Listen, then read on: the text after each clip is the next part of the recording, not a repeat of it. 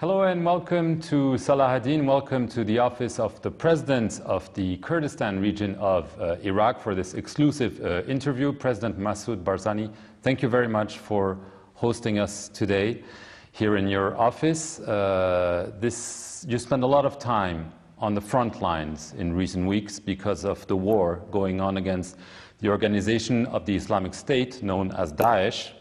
This became a much more vivid issue in June when the group took over control of Mosul, and it became even more dramatic when in early August they headed to Kurdistan.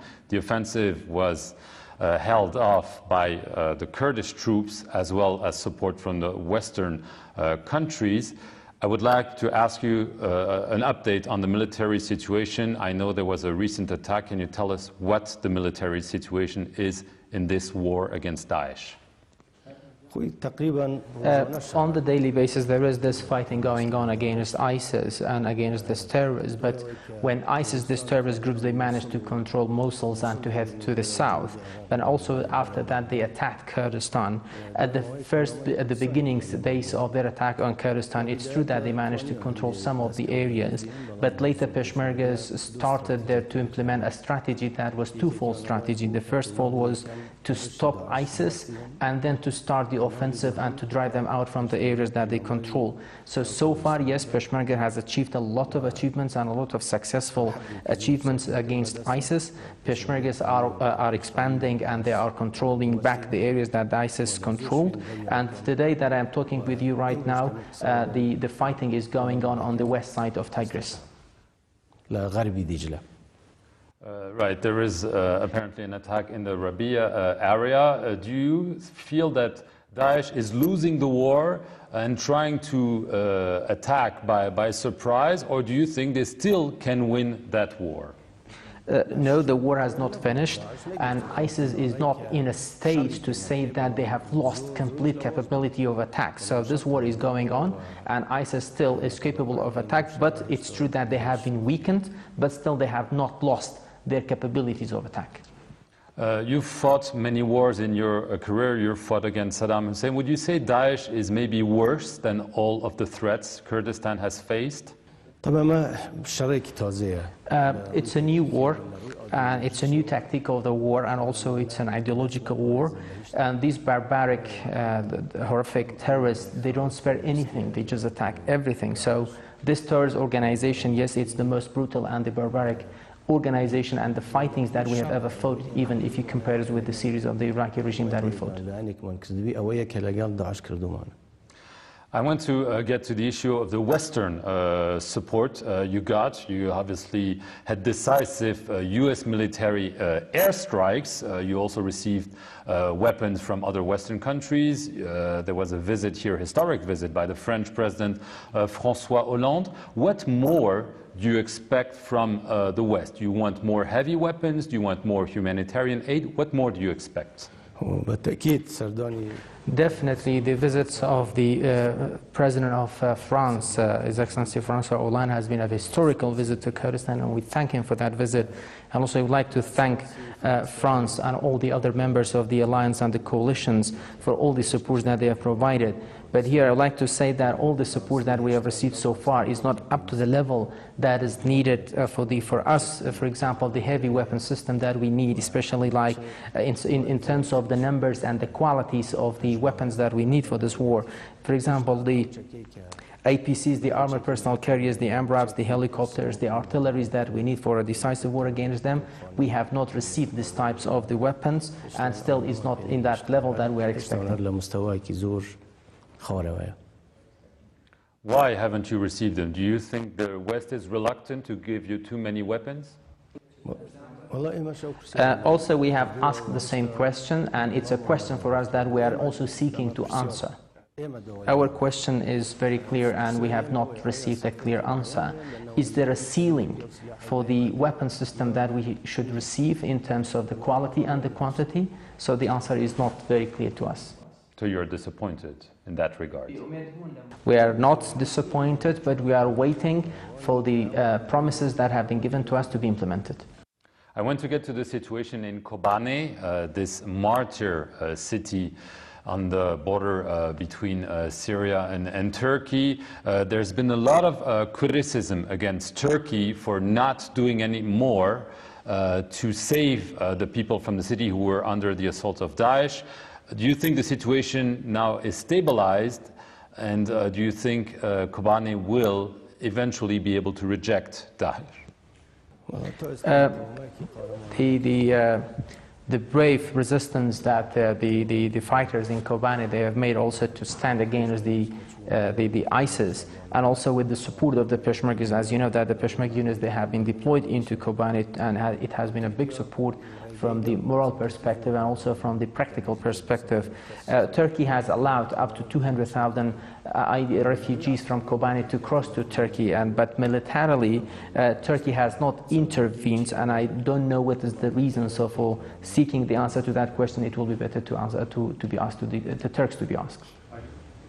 Are you planning to send more Peshmergas and more weapons to Kobane? If there will be a demand and if there will be ways, whatever we can, we will do it for Kobane. But you don't have the agreement from the Turkish authorities to do so for now? There is an agreement between Kurdistan region, Turkey and the United States, and based on that agreement we have sent the Peshmergas into Kobane. But in order to send more Peshmergas, then definitely we have to talk about this issue as well. Right. Turkey has been criticized, especially in the West, for not doing more to save Kobane, but also for saying Daesh, for us, is the same as the PKK. They're both terrorists, and in the West this has shocked many people. Do you agree with their assessment that the PKK, Daesh, it's the same thing, they're both terrorists? No, I don't agree. I don't agree with that assessment. Are you still involved in the talks between the Turkish authorities and the PKK, and are you hopeful they can eventually succeed? Because lots of people are very skeptical because of the situation in Kobane. Now the top priority for all of us is the fight against ISIS, but despite all of this, the priority is also we will continue to have these efforts in order to support the peace process in Turkey, because this is in order to reach a peaceful solution for the Kurdish question there, and we will continue on our role in this regard. And you are personally still involved in those talks? Continuously we are in contact with the relevant officials and the relevant people. Did Turkey provide you any help when Daesh was coming here in August? They sent a shipment of ammunitions. And it's still ongoing, or that was just a one? So let's stop. We're talking about the Turkey and let's go to another file, please. On Iran, you received some support from Iran, and is it still ongoing? Yes, Iran, they supported us with ammunition as well. And they continue to provide you weapons? Sometimes, yes, they helped us and they continued. Right. They were the first ones to come really to help you at that time? Yes, the first shipments, the airlift of the ammunition to Kurdistan, it was done by the Iranians. They sent it to us. Is there cooperation between Iran, the United States, the Kurdish forces against Daesh? As far as I know, on the official level, no. There is no that coordination. Okay. Obviously, I want to get to the issue of the independence. You announced several months ago, back in June, July, that there would be a referendum on self-determination. Obviously, there have been events since, especially the push from Daesh towards Kurdistan. Is it still on the agenda? Will there be a referendum on self-determination in Kurdistan? The self-determination right is the legal and the natural right of our people, and it's our people who is going to decide on the self-determination and the future, how they are going to decide on that. So when the people has this right, it has to be practiced, and none of the events, none of the developments is going to affect this process, because this is a process, and nothing will be like an obstacle in front of or stopping this process. The process is going on. Maybe the timing and the time frame of the implementing this process will be changed, but we are not going to step back from this process to implement our national right. Will there be a referendum next year? That's now the parliament is handling that issue, and it will be decided by parliament. The decision is there to have the referendum, but for the timing of when we are going to have that referendum, that will be discussed and decided by parliament. it also has to be accepted by your neighbors and by your allies, and not many of them are in favor of an independent Kurdistan. So the decision is about holding that referendum to see what the Kurdish people, the Kurdistani people, is going to decide about their destiny and the self-determination right that they have. But how the decision will be, how the referendum will be, the details of this process will be, that will be discussed later. But we do hope that no one will stop us from doing that or to give themselves the right to stand against the will and the wishes of the Kurdish people. The Kurdish people are going to decide on their future. Nobody has the right to decide for the future of the Kurdish people except for the Kurdish people to decide on their future. Okay, I want to get to the issue of Kirkuk, obviously a very symbolic town. You seized control of Kirkuk, taking advantage of the Daesh strike. Will you ever give back Kirkuk to a federal government of Iraq, or do you believe it belongs to Kurdistan forever? For us, it's a fact that Kirkuk is part of Kurdistan, and we had that constitutional agreement to have a process of normalization of census and then referendum for the Kirkuki people to decide on the future of their city. So whatever decision will be in this process for the people in Kirkuk, we will respect that decision. But in any cases that we have always said, it's a fact that Kirkuk is part of Kurdistan, and we will not step back from this. But again, for the how to administrate the situation in Kirkuk, there must be a special arrangement for the administration of Kirkuk and the components of Kirkuk to be fully and fairly represented in the administration in Kirkuk. Mr. President, behind you there's a flag of Kurdistan, there's a flag of Iraq, but with all that happened, do you still feel that you belong to Iraq? As you know, that Kurdistan region is part of Iraq according to the constitution that we voted yes for that constitution that it was voted for. But there is a reality, and that there is a fact that Iraq composed of two nations, Arabs and the Kurds, and we must be partners. I don't want to give any other definition for the other sort of being how to be part of this Iraq. But do you agree that all the attempts to create a unified Iraq over the past decades have now failed? Do you think there is any way to hold Iraq together, or Iraq is a thing of the past now? It will depend on what kind of the path of governance is going to be taken by the governors there, because if they are going to repeat what happened in the past, yes, is Iraq heading toward the dismembership, let's say, or the fragmentation. But if they continue on committing to the constitution, yes, maybe there is a chance for Iraq to survive. So speaking of this, I understand there is a deadline, a very soon deadline, December 8th, with the new government to try to solve all the outstanding issues between the federal government and the Kurdistan region. Obviously, there are issues about the Peshmergas, the issue of Kirkuk that we talked about, but there is obviously also the issue of oil that's been an area of dispute. You opened a pipeline through Turkey 1 year ago. The government decided to cut the budget part that is supposed to go to the region back in February, creating a lot of economic problems here. Do you think that there is a chance to reach an agreement on all those issues by December 8th?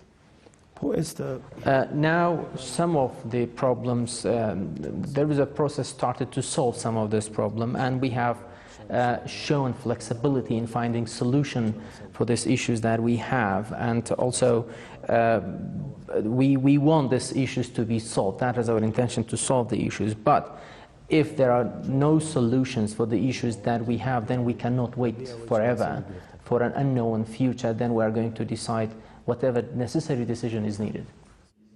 So are you, if this doesn't happen by December 8th, are you willing to continue to talk, or is this a firm deadline saying, if we are not resolving this issue by that time, it's over?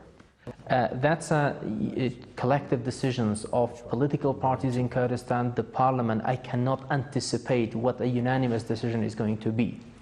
Just to be precise, on the oil issue, What do you want exactly? Do you want that Kurdistan will have the authority to explore, to produce and to export oil, and that the federal government doesn't have any say on those activities?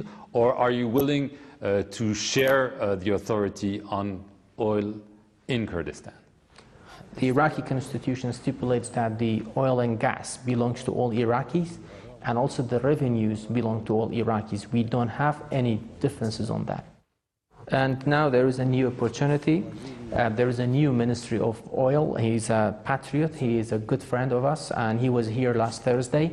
And they reached a sort of agreement with KRG so far, and we do hope that through those agreements we will be able to solve this issue. Do you trust more the new Prime Minister than Nouri al-Maliki? I don't like to talk about this personal issues to be talked here. So. Right. Last question. Do you dream one day of being the president of all the Kurds? And do you think this dream is maybe closer to realizing itself today than it ever was? No. I have never dreamed to be the president, and I've never expected and I didn't want it to be the president of the Kurds, but I've never also doubted that this day will come that the Kurds will be independent, and whatever necessary sacrifices needed, I will do it to make Kurdistan independent. The most important thing is that Kurdistan to be independent. No, that's not important who is going to be the president.